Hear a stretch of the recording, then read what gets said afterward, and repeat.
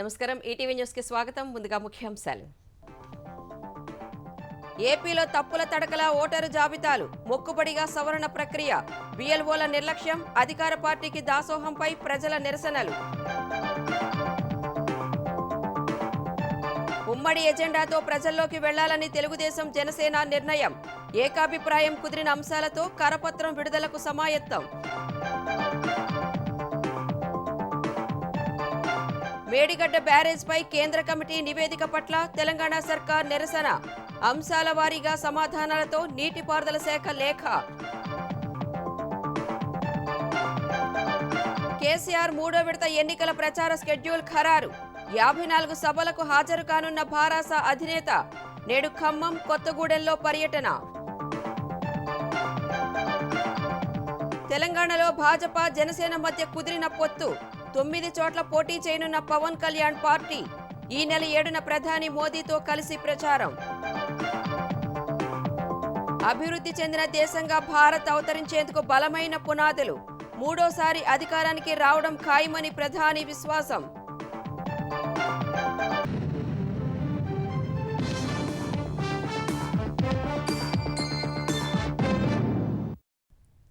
ఓటర్ల జాబితాలు ఎలా ఉండకూడదన్న అంశంపై ఎవరైనా పీహెచ్డీ చేయాలంటే ఆంధ్రప్రదేశ్కి మించిన ఉదాహరణ ఉండదనేలా పరిస్థితి తయారైంది.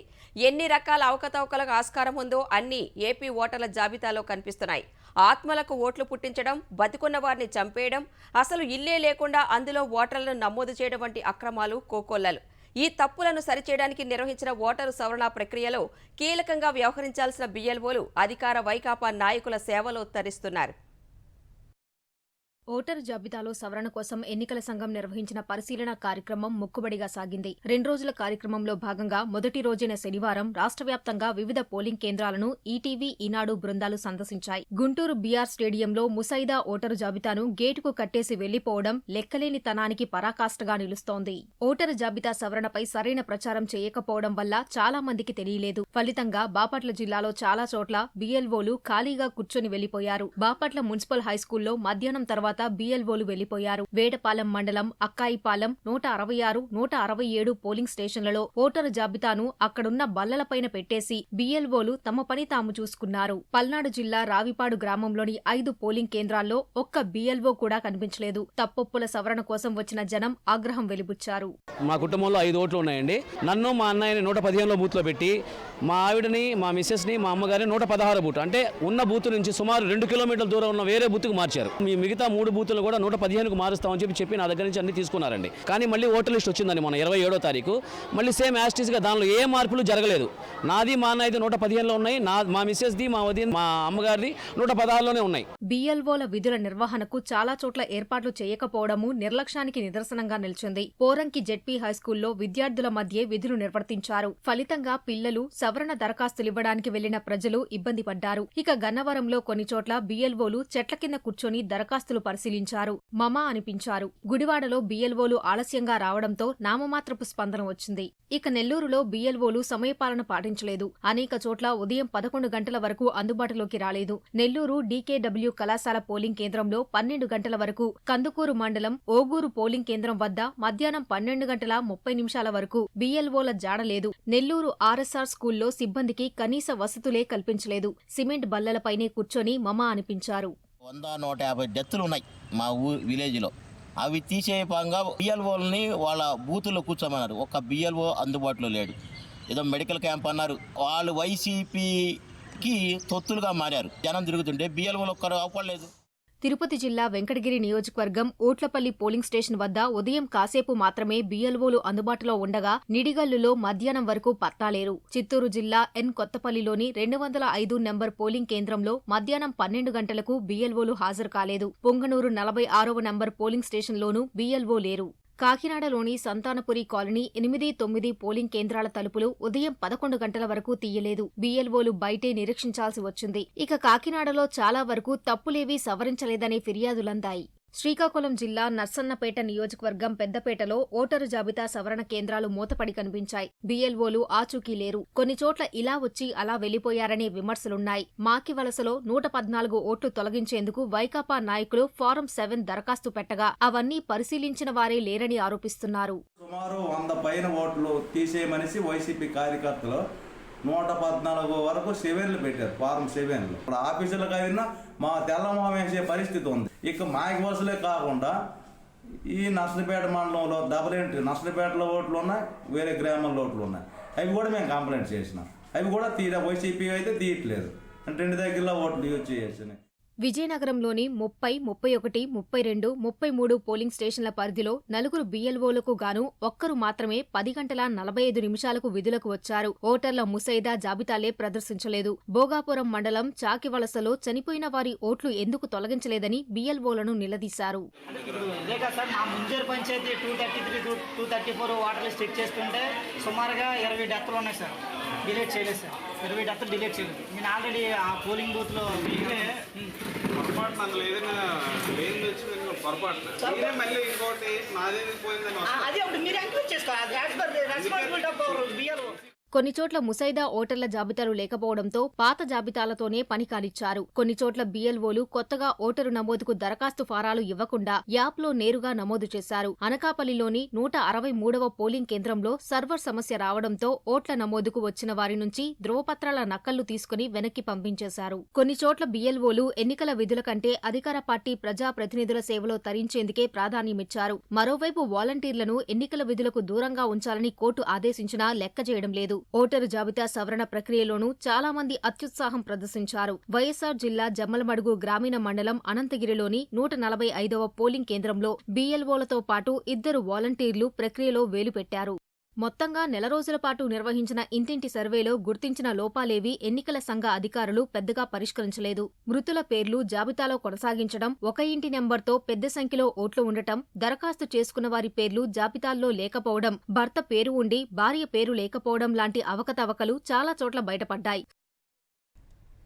తెలుగుదేశం జనసేన సంయుక్త కార్యాచరణ కమిటీ సమావేశం ఈ నెల 9న జరగనుంది. ఆ దిశగా ఏకాభిప్రాయం సాధించి ప్రజల్లోకి వెళ్లేందుకు ఓ కరపత్రాన్ని తీసుకురావాలని చంద్రబాబు, పవన్ కళ్యాణ్ నిర్ణయించినట్లు తెలుస్తోంది. హైదరాబాద్లోని చంద్రబాబు నివాసంలో దాదాపు 2.5 గంటల పాటు జరిగిన భేటీలో ఉమ్మడి ఎన్నికల మేనిఫెస్టోపై ప్రధానంగా చర్చించినట్లు సమాచారం. మధ్యంతర బెయిల్పై విడుదలైన తెలుగుదేశం అధినేత చంద్రబాబును జనసేన అధినేత పవన్ కళ్యాణ్ హైదరాబాద్లోని ఆయన నివాసానికి వెళ్లి పరామర్శించారు. జైలులో పెట్టి ఇబ్బంది పెట్టినా ఎంతో దృఢంగా నిలబడ్డారని, వరుస అక్రమ కేసులని సమర్థంగా ఎదుర్కొంటున్నారని చంద్రబాబుతో పవన్ అన్నట్లు తెలిసింది. జైలుకు వచ్చి మద్దతు ప్రకటించినందుకు చంద్రబాబు పవన్ కు ధన్యవాదాలు తెలిపినట్లు సమాచారం. దాదాపు 2.5 గంటల పాటు తాజా రాజకీయ పరిణామాలపై చర్చించిన నేతలు రాబోయే రోజుల్లోనూ తరచూ సమావేశం కావాలని నిర్ణయించారు. ఈ నెల 9న నిర్వహించే సంయుక్త కార్యాచరణ కమిటీ సమావేశంలో ఉమ్మడి ఎజెండాపై చర్చించి జనంలోకి ఐక్యంగా ఎలా వెళ్లబోయేది నిర్ణయించనున్నారు. సమావేశంలో ఉమ్మడి మేనిఫెస్టోపైనే ప్రధానంగా చర్చ జరిగింది. రాజమహేంద్రవరంలో నిర్వహించిన మహానాడులో ఇప్పటికే 6 ముఖ్యాంశాలను తెలుగుదేశం ప్రాథమిక మేనిఫెస్టోలో ప్రకటించింది. జనసేన సైతం ఇప్పటంలో నిర్వహించిన పార్టీ ఆవిర్భావ సభలో షణ్ముఖ వ్యూహం పేరుతో 6 అంశాల్ని ప్రకటించింది. వీటితో పాటు మరికొన్నిటిని జతచేసి ఉమ్మడి మేనిఫెస్టో రూపొందించాలని ఇరువురు నేతలు ఏకాభిప్రాయానికి వచ్చినట్లు తెలుస్తోంది. షణ్ముఖ వ్యూహంలోని అంశాలను పవన్, చంద్రబాబు వద్ద ప్రస్తావించినట్లు తెలిసింది. సంపన్న ఆంధ్రప్రదేశ్ పేరిట వివిధ రంగాలకు ఆర్థిక ప్రోత్సాహం ఇస్తూ పారిశ్రామికంగా ఉద్యోగాల కల్పన దిశగా అభివృద్ధి చేసే ప్రణాళిక రూపకల్పనను సూచించినట్లు సమాచారం. అమరావతిని రాజధానిగా కొనసాగిస్తూ విశాఖ, తిరుపతి, విజయవాడలను క్లస్టర్ల వారీగా అభివృద్ధి చేయాలని ప్రతిపాదించినట్లు తెలిసింది. BPL కుటుంబాలకు ఇళ్ల నిర్మాణం కోసం ఉచిత ఇసుక పంపిణీ, 30 లక్షల భవన నిర్మాణ కార్మికులకు చేయూత ఇచ్చేలా ప్రత్యేక కార్యాచరణపై చర్చించినట్లు తెలిసింది. సౌభాగ్య పథకం పేరిట ఏటా 1,00,000 మంది యువ పారిశ్రామికవేత్తలకు పరిశ్రమలు నడుపుకునేలా 10 లక్షల రూపాయల చొప్పున సాయం అందించి తద్వారా కొత్త ఉద్యోగాల కల్పన జరిగేలా ప్రణాళికలను ప్రతిపాదించినట్లు సమాచారం. వ్యవసాయం, బంగారు ఫలసాయం పేరిట ఉద్యాన రైతులకు 5,000 కోట్లతో ధరల స్థిరీకరణ నిధి ఏర్పాటు చేసి ఆ ప్రాంతాల్లో ఫుడ్ ప్రాసెసింగ్ యూనిట్ల ఏర్పాటును ప్రోత్సహించాలని సూచించారు. మైనర్ ఇరిగేషన్ రంగాన్ని ప్రోత్సహించి వ్యవసాయానికి ఇబ్బందులు లేకుండా చూడాలని ప్రతిపాదించారు. మన ఏపీ మన ఉద్యోగాలు పేరిట ఏటా ఏపీపీఎస్సీ ద్వారా సకాలంలో పోస్టుల భర్తీ చేసి ప్రైవేట్ రంగంలోనూ ఉపాధి అవకాశాలు కల్పించే చర్యలను పవన్ చంద్రబాబు వద్ద ప్రతిపాదించారు. సిపిఎస్ రద్దు చేసి గత పింఛన్ విధానం అమలు హామీని మేనిఫెస్టోలో చేర్చాలని సూచించినట్లుగా తెలుస్తోంది. జనసేన, తెలుగుదేశం మినీ మేనిఫెస్టోలో ఇప్పటికే కొన్ని ఉమ్మడి అంశాలు ఉన్నందున వాటికి అదనంగా మరికొన్ని జోడించి తుది మేనిఫెస్టోను ఐక్యంగా ప్రకటించనున్నట్లు తెలుస్తోంది. ఉమ్మడి మేనిఫెస్టో ప్రకటనలోపు ప్రజల్లోకి వెళ్లేందుకు వీలుగా ఏకాభిప్రాయ అంశాలతో ఉమ్మడి కరపత్రాన్ని తెలుగుదేశం, జనసేన విడుదల చేయనున్నాయి. వైకాపా సర్కార్ను ఎందుకు గద్దెదించాలో వివరిస్తూ ప్రతి నియోజకవర్గంలో ఇంటింటికి వెళ్లి ప్రచారం చేయనున్నారు. ఉమ్మడి ఎజెండాతో రెండు పార్టీలు కార్యక్రమాలు చేపట్టేలా ప్రయత్నాలు జరుగుతున్నాయి. రెండు పార్టీల జనరల్ బాడీ సమావేశాలు కూడా కలిపి నిర్వహించాలనే ప్రతిపాదన ఉంది. ఆ అంశము సమావేశంలో చర్చకు వచ్చినట్లు తెలిసింది. మేడిగడ్డ బ్యారేజ్ కుంగిన వ్యవహారంలో జాతీయ డ్యాం సేఫ్టీ అథారిటీ చేసిన వ్యాఖ్యలు నిరాధారమంటూ తెలంగాణ ప్రభుత్వం తోసిపుచ్చింది. సమగ్ర విచారణ, పరిశోధన లేకుండానే వైఫల్యానికి కారణాలను నిర్ధారించడం ఆశ్చర్యానికి గురిచేసిందని పేర్కొంది. ఆఫ్రాన్ డిజైన్కు మార్పులను ఇప్పటికే గుర్తించినట్లు తెలిపిన ప్రభుత్వం 3 ఏళ్లుగా నిరంతర వర్షాలతో అది సాధ్యం కాలేదని తెలిపింది. అన్ని అంశాలను పరిగణలోకి తీసుకున్నాకే కాళేశ్వరం ప్రాజెక్టుకు అనుమతులు లభించాయని, ప్రాజెక్టుతో తెలంగాణకు ఎంతో లాభం చేకూరిందని వివరించింది. మేడిగడ్డ బ్యారేజ్ సమర్థంగా త్వరగా పునరుద్ధరణ అయ్యేలా సహకరించాలని జాతీయ అథారిటీని కోరింది. మేడిగడ్డ బ్యారేజ్ కుంగిన వ్యవహారంలో జాతీయ డ్యాం సేఫ్టీ అథారిటీ ఇచ్చిన నివేదిక, అందులో ప్రస్తావించిన అంశాలకు తెలంగాణ ప్రభుత్వం సమాధానమిచ్చింది. ఈఎన్సీలు, ఇంజనీర్లతో సమావేశమైన నీటిపారుదల శాఖ ప్రత్యేక ప్రధాన కార్యదర్శి రజత్ కుమార్ జాతీయ అథారిటీ ప్రస్తావించిన అంశాలపై సుదీర్ఘంగా చర్చించారు. నివేదికలోని అంశాలకు పేరాల వారీగా పూర్తి వివరాలతో సమాధానమిస్తూ అథారిటీ చైర్మన్ సంజయ్ కుమార్ సిబ్బల్ కు రజత్ కుమార్ లేఖ రాశారు. నివేదికలో చాలా వరకు నిరాధారమైన, వాస్తవాలను పూర్తిగా పరిగణలోకి తీసుకోకుండా చేసిన వ్యాఖ్యలు ఉన్నట్లు గుర్తించామని పేర్కొన్నారు.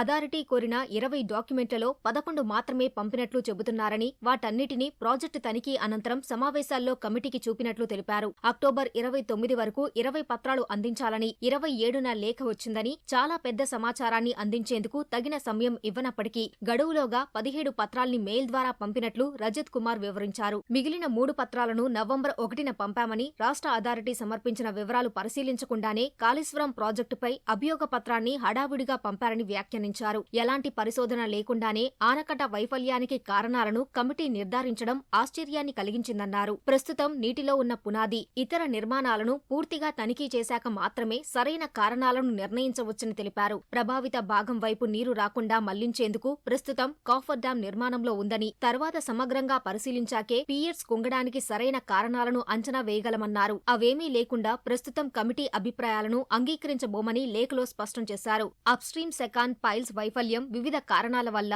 రాఫ్ట్ స్థిరీకరణ వైఫల్యం చెందినట్లు నివేదికలో పేర్కొన్నారని, అయితే up stream, down stream second piles కు మెయిన్ రాఫ్ట్ తో ఫ్లెక్సిబుల్ జాయింట్ కోసం ప్రోటోటైప్ ను కేంద్ర జలసంఘం అభివృద్ధి చేసిందని తెలిపారు. ఉత్తరాఖండ్లోని తపోవన్ ప్రాజెక్టులో దాన్ని ఉపయోగించినట్లు వివరించారు. దీనివల్ల బ్యారేజ్ లోడ్ నేరుగా పైల్స్ పై పడకుండా చూస్తుందన్నారు. సెకాండ్ పైల్స్ డైవింగ్ సమయంలో ఎలాంటి నష్టం జరగలేదని, గైడ్ వాల్ లో ఎటువంటి కదలికలు గమనించలేదని చెప్పారు. ఫీల్డ్ ల్యాబ్లలో సిమెంట్, ముతక కంకర, ఫైన్ కంకర, స్టీల్ కోసం ఐఎస్ కోడ్ల ప్రకారం సెకాండ్ పైలింగ్ లో ఉపయోగించిన పదార్థాలను క్రమం తప్పకుండా పరీక్షించామని, నిర్దేశిత గడువులు, ప్రమాణాలను పాటించినట్లు తెలిపారు. కఠినమైన నాణ్యత నియంత్రణ తనిఖీలు కూడా నిర్వహించినట్లు లేఖలో స్పష్టం చేశారు. ప్రాజెక్టు నిర్మాణ సమయంలో క్వాలిటీ కంట్రోల్ సరిగ్గా లేదన్న వ్యాఖ్యలు నిరాధారమని భావిస్తున్నట్లు తెలిపారు. ఆప్రాన్ డిజైన్ ను సవరించాల్సిన అవసరాన్ని ఇప్పటికే గుర్తించామని, ఐఐటీ హైదరాబాద్ తో కలిసి అధ్యయనాలు కూడా చేసినట్లు తెలిపారు. అందుకు సంబంధించిన సిఫార్సులను లేఖతో జతచేస్తున్నట్లు వెల్లడించారు. వాటిపై నిర్దిష్ట వ్యాఖ్యలు ఉంటే స్వీకరిస్తామని తెలిపారు. 3 ఏళ్లుగా బేసిన్లో నిరంతర వర్షాలు,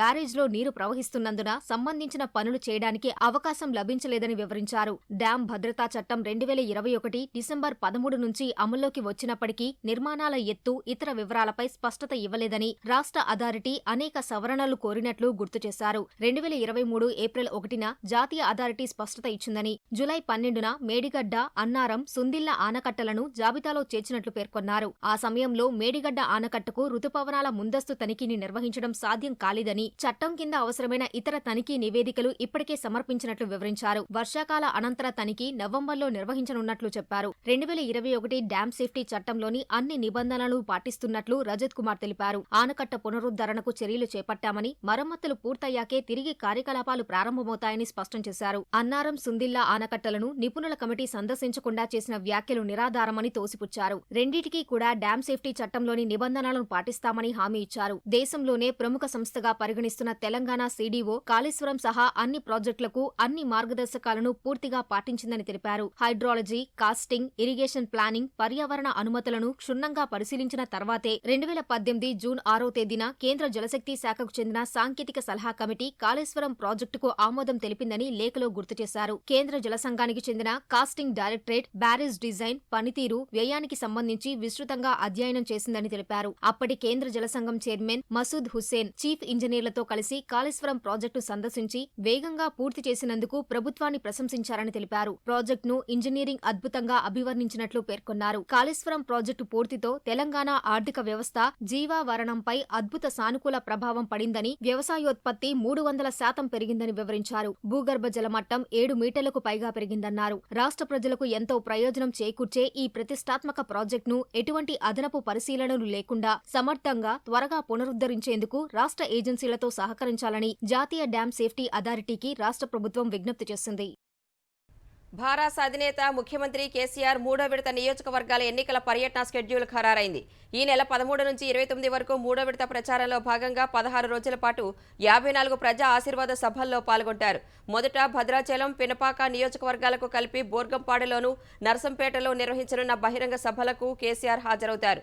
14న పాలకుర్తి, హాలియా, ఇబ్రహీంపట్నం, 15న బోధన్, నిజామాబాద్ అర్బన్, ఎల్లారెడ్డి, మెదక్ సభలకు హాజరవుతారు. చాలా రోజులు 4 సభల్లో పాల్గొంటారు. 2వ విడతలో భాగంగా నేటి నుంచి ఈ నెల 9 వరకు 12 సభల్లో పాల్గొంటారు. ఇవాళ కొత్తగూడెం, ఖమ్మం సభలకు హాజరవుతారు.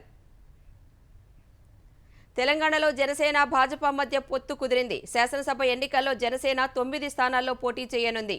ఆ పార్టీ అధినేత పవన్ కళ్యాణ్ నివాసంలో తెలంగాణ భాజపా నేతలు శనివారం రాత్రి జరిపిన చర్చలు సఫలమయ్యాయి. మొదట జనసేన 11 చోట్ల పోటీ చేయాలని నిర్ణయించిన తాజా చర్చల్లో 9 స్థానాలకు అంగీకరించింది. కూకట్పల్లితో పాటు మరో 8 స్థానాల్లో జనసేన పోటీ చేయనున్నట్లు తెలుస్తోంది. ఎన్నికల్లో 2 పార్టీల అభ్యర్థుల విజయానికి సమిష్టిగా పనిచేయాలని ఈ సందర్భంగా ఇరు పార్టీల నేతలు నిర్ణయించారు. ఏ స్థానాల్లో జనసేన పోటీ చేయనుందనే అంశంతో పాటు తదుపరి కార్యాచరణను నేడు వెల్లడించనున్నారు. ప్రధాని మోదీ ఈ నెల 7న హైదరాబాద్ ఎల్బీ స్టేడియంలోనే పాల్గొనే బీసీ ఆత్మగౌరవ సభకు పవన్ కళ్యాణ్ హాజరు కానున్నారు. ప్రధాని సభలో పాల్గొనాలని పవన్ కళ్యాణ్ను కిషన్ రెడ్డి, లక్ష్మణ్లు కోరగా అందుకు ఆయన అంగీకరించినట్లు జనసేన పార్టీ వర్గాలు తెలిపాయి. జనసేనతో సీట్ల సర్దుబాటు కొలికి వచ్చిందని కిషన్ రెడ్డి వెల్లడించారు. 1-2 సీట్లు తప్ప మిగిలిన వాటిపై ఒప్పందానికి వచ్చినట్లు పవన్ కళ్యాణ్ తెలిపారు.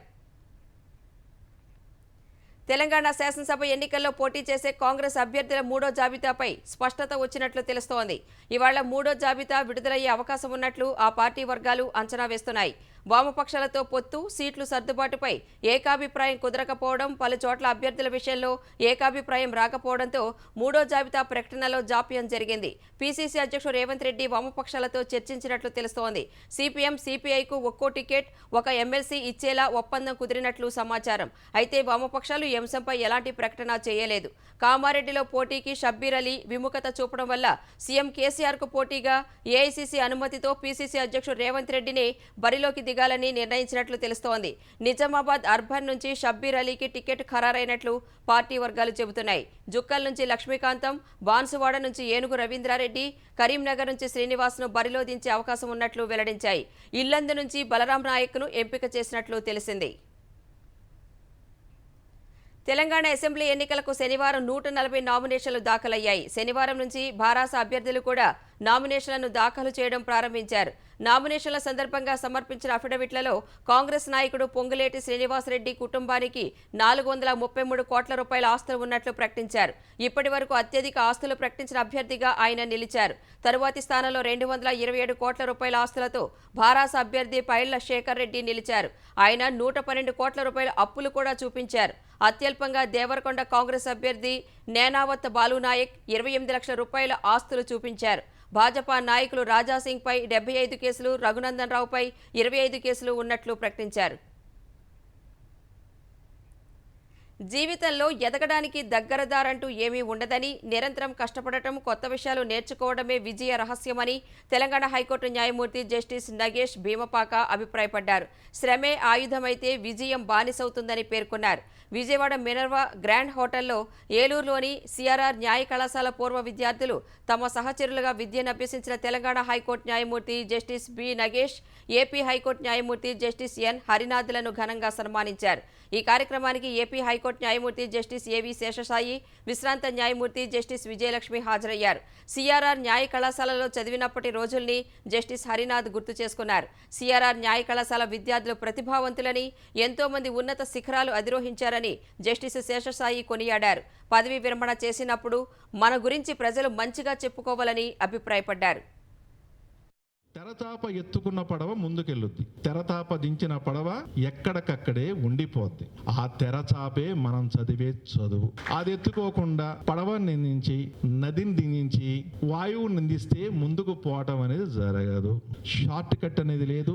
గోడల మీద చదివేసి షార్ట్ కట్టు అనేం లేదు. కాకపోతే ఒకటే మాట అంటే, శ్రమ మీ ఆయుధం అనుకుంటే విజయం మీకు బానిస అవుతుంది. నెంబర్ 1. అది శ్రమ అనుకోకుండా కొత్తగా మనం కొత్త విషయాలు నేర్చుకుంటున్నామనే భావనగానే వస్తే మనం చాలా అద్భుతంగా ముందుకెళ్తాం. ప్రతి కొత్త విషయాన్ని కూడా క్యారీ ఫార్వర్డ్ చేసుకుంటే ఆటోమేటిక్గా మనమే ఒకానొక ఉన్నతమైన స్థితికి వెళ్తాము. చాలా ఆహ్లాదంగా ఉండేది కాలేజ్ మొత్తం మా స్టూడెంట్స్ తోటి. అఫ్ కోర్స్ మీ అందరూ కూడా ఎక్స్పీరియన్స్ చేశారు. ఆంధ్ర యూనివర్సిటీలో మన సిఆర్ఐటి కాలేజ్లో ఆ ఫీలింగ్ వేరే ఉండేది. తర్వాత ప్రొఫెషన్లోకి వచ్చిన తర్వాత కూడా కారిడార్లో ఎక్కడే మన విద్యార్థి మన సిఆర్ఐటి కాలేజ్ మిత్రులు కనిపించినా కానీ ఆ బ్రదర్లీ ఫీలింగ్ ఉండేది అనమాట. మీ అందరి ఆశీస్సులు, మీ అందరి గుడ్ విషెస్ మాకు ఉన్నందువల్ల మాకు ఈ అవకాశం వచ్చిందని చెప్పి నేను నమ్ముతున్నాను. ఏ న్యాయమూర్తి జీవితంలో అయినా సరే పదవీ విరమణ టైం అనేది బార్ కానీ ప్రజలకు కానీ తీర్పునిచ్చే రోజు అది. అది మనం దృష్టిలో పెట్టుకుని మన ప్రవర్తన ఉండాలి. అయ్యో వెళ్ళిపోయారే అనిపించాలి కానీ ఆ పోయేళ్లే అనిపించకూడదు. మా పూర్తి నమ్మకం ఏంటంటే మీరు మంచి జడ్జిలుగా ఆంధ్రప్రదేశ్, తెలంగాణ న్యాయ వ్యవస్థల్లో జాతీయ స్థాయిలో కూడా మీరు నిలిచిపోతారని మా ప్రగాఢ విశ్వాసం. దేశాన్ని అభివృద్ధి చెందిన భారత్గా తీర్చిదిద్దేందుకు ఎన్నో అవరోధాలను బద్దలుగొట్టి బలమైన పునాదులను నిర్మించామని ప్రధాని మోదీ తెలిపారు. 2024 సార్వత్రిక ఎన్నికల్లో భాజపాను గెలిపించేందుకు ఆటంకాలన్నింటినీ ప్రజలు అధిగమిస్తారనే ధీమా వ్యక్తం చేశారు. కుటుంబ పాలన, బంధుప్రీతి దేశానికి అసలైన అడ్డంకులని అన్నారు. ఢిల్లీలో హిందుస్థాన్ టైమ్స్ లీడర్షిప్ సమ్మిట్లో మోదీ బియాండ్ బ్యారియర్స్ అనే అంశంపై ప్రసంగించారు. 2024 ఎన్నికల ఫలితాలు కూడా అన్ని రకాల అడ్డుగోడలను అధిగమించేలా ఉంటాయని, ప్రజలు భాజపా వెంటే నిలుస్తారని పేర్కొన్నారు. 5 ఏళ్ల వ్యవధిలో 13 కోట్ల మంది ప్రజలు పేదరికం నుంచి బయటపడేలా చేశామని వెల్లడించారు. మధ్యతరగతి పేద ప్రజల ఆకాంక్షలు, సంకల్ప బలం దేశాభివృద్ధికి బలాన్ని చేకూరుస్తున్నాయని తెలిపారు. ఈ బలమే దేశాన్ని 10 నుంచి 5వ అతిపెద్ద ఆర్థిక వ్యవస్థగా మార్చిందన్నారు. మూడోసారి తాము అధికారంలోకి వస్తే ప్రజల సంకల్ప బలంతో 3వ స్థానానికి చేరుకుంటామని ధీమా వ్యక్తం చేశారు.